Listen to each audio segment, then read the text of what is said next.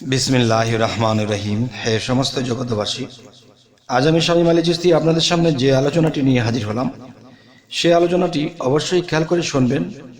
আর এই আলোচনাটি আপনাদের কাছে উল্টাই মনে হবে, কিন্তু এই উল্টার মধ্যেই ভাওটি লুকিয়ে আছে।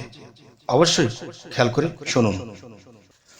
আপনার একের পর এক বিপদ আসছে, একের পর এক সমস্যা আসছে, আর এটার জন্য আপনি আল্লাহর কাছে দোয়া করতেছেন, বিভিন্ন ভাবে আল্লাহর প্রার্থনা করছেন যে হে আল্লাহ, আমার এই বিপদ থেকে রক্ষা করুন। হে আল্লাহ, আমি এই সমস্যা, আমাকে যেভাবে অ্যাটাক করা হয়, আমি কি বাঁচবো? আমি ঋণী হয়ে গেছি, মানুষের কাছে কথা দিয়ে কথা রাখতে পারিনি, এবং বাড়িঘর যেভাবে আমি আছি, এতে বাড়িঘর চলে যাবে এমন একটা ভয়ানক বিষয় হয়ে দাঁড়িয়েছে। আমাদের ছেলে মেয়ে, তাদের কি হাল অবস্থা হবে, কিভাবে সংসার চলবে? আল্লাহ গো, আল্লাহ গো, এরকম করতে শুরু করেছেন। কিন্তু এরকম করা অবস্থায় আপনি দেখতেছেন যে আপনার একের পর এক বিপদ চাপতেই আছে। যতই বলতে শুরু করেছেন, ততই বিপদ চাপছে। তখন আপনি মনে মনে ভাবছেন, কিরে, আমি আল্লাহকে ডাকতেছি, আল্লাহর সাহায্য কামনা করতেছি, কিন্তু একের পর এক বিপদ আসতেই শুরু করেছে, তা কমছেই না। তো এখন দেখতেছেন যে খুচরা বিপদ আপদগুলো আসছিল, সেগুলো একরকম কাটিয়ে গেছে, কোনোটা আমার ওপর দিয়ে ঝড় চলে গেছে। কিন্তু এখন যে বিপদটা দেখতেছেন, সেই বিপদের উপরে আর কোনো বিপদ নেই, আর ওইটাই সবচেয়ে বড় বিপদ।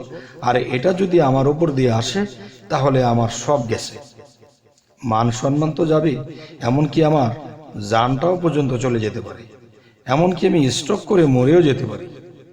এমন কিছু বিপদ আসছে।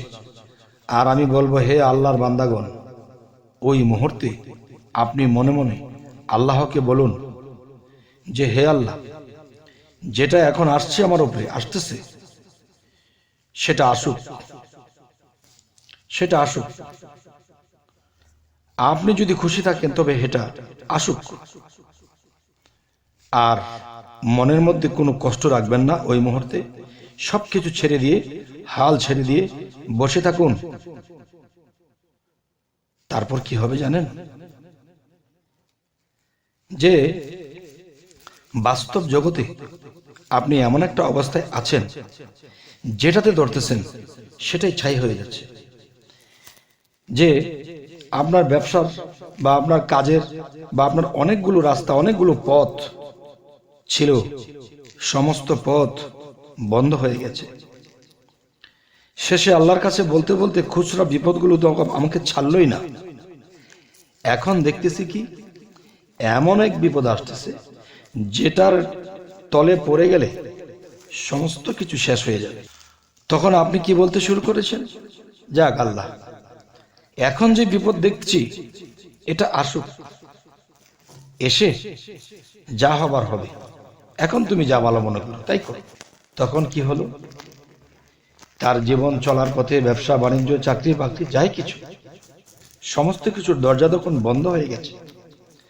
আর যখন সে আল্লাহর নামের উপরে হাসি মুখে দাঁড়িয়ে আছে, যা হয় হোক, তখন কি হলো?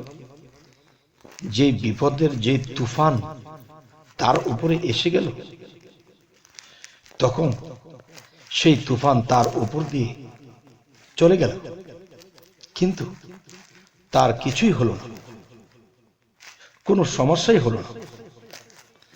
পরে কি হলো? তার যেই বন্ধ দরজাগুলো আছে, যেই রাস্তাগুলো তার বন্ধ হয়ে গিয়েছিল, সমস্ত রাস্তাগুলো দেখতেছে ক্লিয়ার হয়ে গেছে। কেউ এসে বলতেছে, বাবারে, তোমার উপর এত বড় ঝড় গেল, তুমি তো একেবারে শেষ হয়ে গেলে। যাও, চিন্তা করো না, আমি আছি তোমার পাশে। আর যে এই কথাটি বলতেছে, সে এক জমিদার। তার চোখে পড়েছে, তাকে অসহায় মনে হয়েছে, তার ভালো লেগেছে। তুমি এত বিপদ কাটিয়েছ, নাও, তোমাকে এই পুঁজিটা দেওয়া হলো। একটা রাস্তা খুলে গেল। এরপর তার এই অবস্থা দেখে আরো একটা জমিদার তার পাশে এসে বলতেছে, তোমার না বড় একটা ব্যবসা ছিল, এটা কি হলো? দেখেন এই হাল অবস্থা, নাও, এই দোকানটা নিতে তোমার যা কিছু লাগে তুমি আমার কাছ থেকে নাও, তুমি আস্তে আস্তে আমাকে পরে দিয়ে দিও, কিন্তু তোমাকে চাপ দেওয়া হবে না। এরকম করতে করতে তার কয়েকটা রাস্তা খুলে গেছে। তখন দেখা যায় কি যে সে আবার সেই প্রতিষ্ঠান নিয়ে বসে আছে, আবার সে লক্ষ কোটি টাকার মালিক হয়ে গেছে।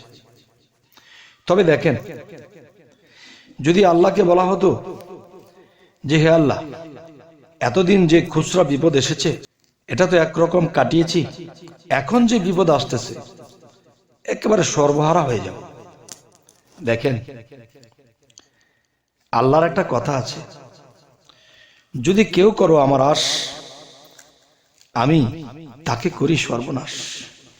এরপরেও যদি কেউ করো আমার আশ, আমি তাকে করি জঙ্গলে বাস। এরপরেও যদি কেউ করে আমার আশ, তখন আল্লাহ তাকে করিয়ে দেয় রাজার হালে বসবাস। তাই আমি বলবো, হে সমস্ত জগৎবাসী, যখন এ ধরনের কারো জীবনে ঘটতে থাকে, ধৈর্যশীল হন, তার নামে রূপে থাকেন, আপনার কর্ম হক হালালের সাথে চালিয়ে যান। তখন দেখবেন জীবনের শেষ বিপদটা আপনার উপর দিয়ে যখন আসবে, তখন বড় বড় বন্ধ দরজাগুলো খুলে যাবে। তখন কি হবে? যে আল্লাহর কাছে আপনি চাইতেছেন মুক্তি, কিন্তু সেই মুক্তি ঘটাতে হলে সেই বড় বিপদটা দিয়ে এরপরে আপনাকে আবার তুলে ধরবে। তবে যারা আপনার পাশে এসে দাঁড়িয়েছিল, কেন দাঁড়িয়েছে জানেন? তাদের মধ্যে আল্লাহ বিরাজ হয়েছে, তাদের মধ্যে আল্লাহ দয়াশীল হয়েছে। তখন এই বিপদের পরেও কিন্তু আপনি আল্লাহর প্রতি ঈমান ছাড়েননি, যে আল্লাহ, তুমি শেষ নিঃশ্বাস পর্যন্ত তোমার আশা করছি, তুমি চাইলে এখান থেকে আমাকে উঠাতে পারো। এতটুকু বিশ্বাস ভক্তি যার থাকবে, সে ইহকালেও আল্লাহর কাছে প্রিয় হবে, পরকালেও হবে। আর দোনোটা কালেই তাকে আল্লাহ ভালোই রাখবে, সুসম্মানই রাখবে। তবে হে সমস্ত জগৎবাসী, আজকের এই আলোচনাটি কেন করলাম? কারো জীবনে চলার পথে সংসারের উন্নতির চাকা বন্ধ হয়ে গেছে, সংসারে ঝামেলা লেগেই আছে, এবং সমাজে, ব্যবসা প্রতিষ্ঠানে, চাকরিতে ধৈর্য ধরুন, খুচরা বিপদগুলো কাটাতে থাকুন।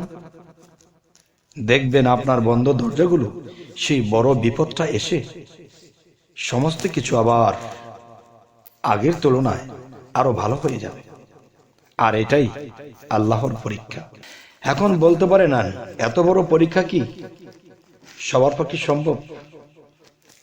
তবে আমি বলবো, দেখেন, আল্লাহ যেহেতু কোরআনে বলেছে যে আমি মানুষের মৃত্যু ও জীবন সৃষ্টি করিয়াছি পরীক্ষা করার জন্য, তাহলে সেই পরীক্ষা যদি কেউ পাস করে, তাহলে ইহকাল পরকাল তিনি ধন্য, তিনি আর থাকবেন না শূন্য।